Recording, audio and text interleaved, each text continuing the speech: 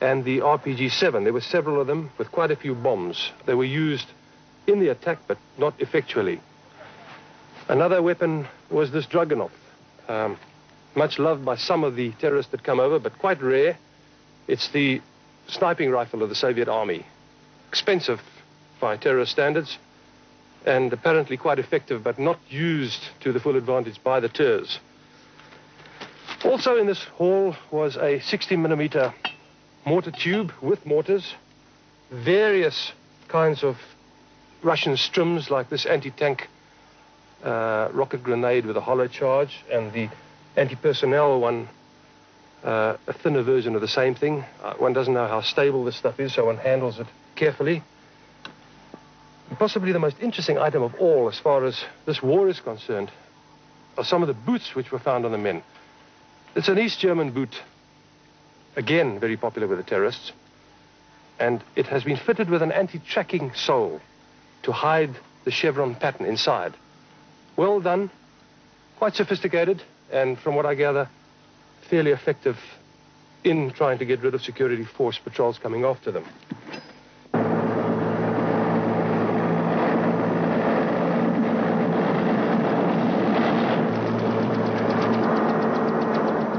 If weapons and ammunition are in good condition, they're invariably shifted back to base, usually by helicopter.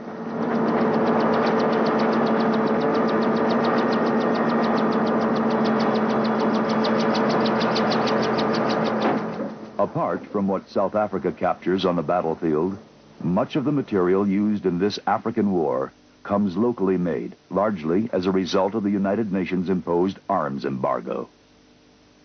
Because of South Africa's racially dominated internal politics, most of the world's leading arms suppliers have refused to sell weapons to Africa's last white-ruled state, and the local weapons industry was born of necessity. There has also been a fair amount of subterfuge associated with the developing modern weapons. This G5 artillery piece, with a maximum range of 26 miles, was developed to considerable Western consternation, with unsuspecting Canadian and Finnish assistance. It has been rumored, though not confirmed, that this 150mm weapon is capable of firing a nuclear shell. Adapted for the African bush, the G5 becomes a motorized version of the gun with maximum mobility and maneuverability. Because of vast distances in remote areas, the South Africans have developed an incredible range of frequency-hopping field radios. The state of the art, in terms of the local manufacturing industry, is still quite basic. Most assemblies are done by hand. Perhaps the most distinctive achievement has been the development of a fairly sophisticated range of new generation bushfighting vehicles. Many of these have been adequately adapted for protection against the landmine.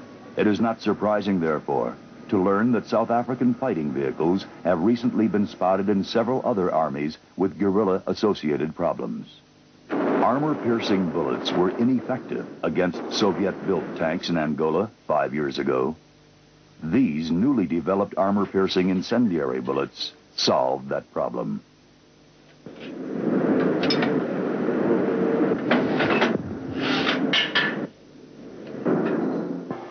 The South African Army needed heavy armor, so they bought scrap British Centurions from military junkyards.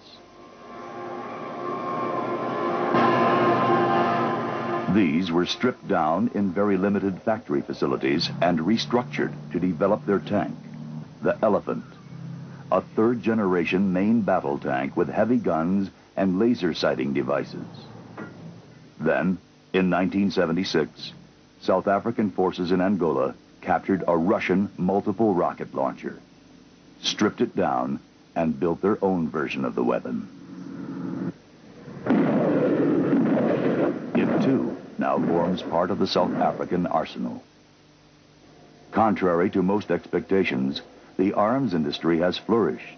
South Africa has become the world's 8th largest arms exporter. One of the saddest aspects of this border war was the unbridled destruction of what, not so very long ago, was an ordered and prosperous society. In a decade of internecine and cross-border strife, huge areas of Angola have been laid waste.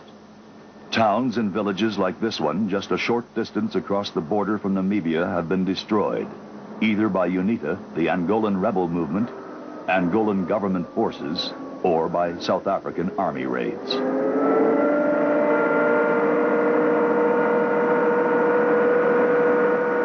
Each occupying force has left its own version of propaganda.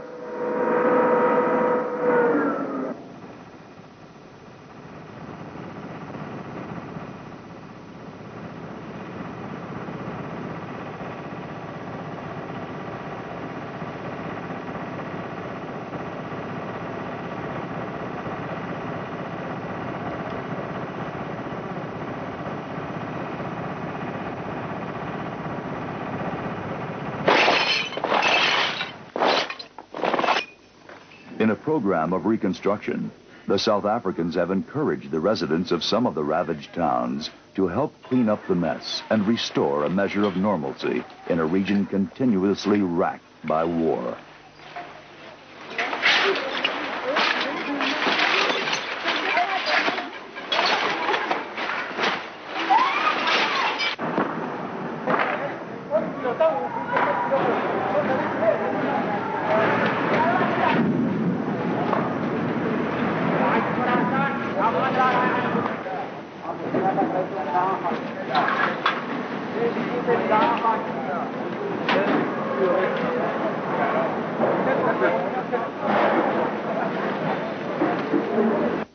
Most of the fighting in this war has been small-scale contacts between patrols and guerrilla groups.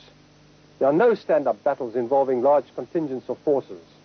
However, there have been deep incursions into Angola, largely to eliminate SWAPO concentrations and supplies.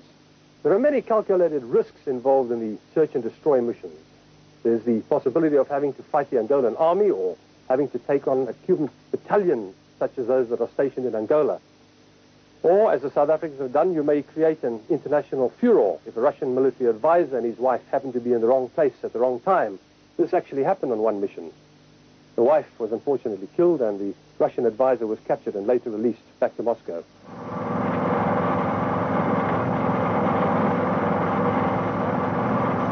The probe for SWAPO's bases in Angola has gone on intermittently for years.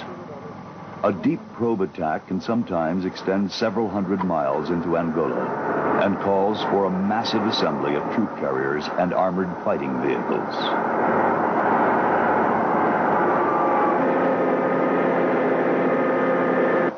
Coincident with the launching of an attack, the Air Force is put on red alert. The Soviets introduced MiG-21 fighters into the southern region of Angola, and the South Africans countered by deploying Mirages.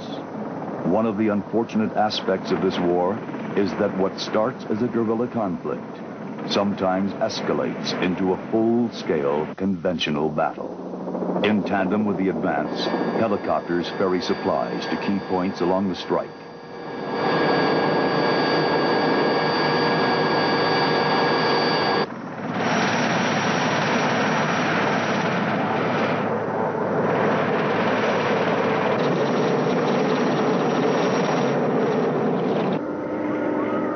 Many of the local people have been displaced from their homes, particularly in southern Angola.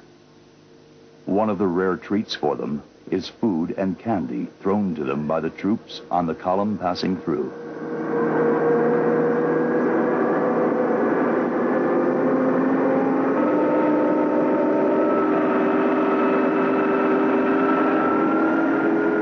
South Africans like to compare their wartime strategy to that of Israel.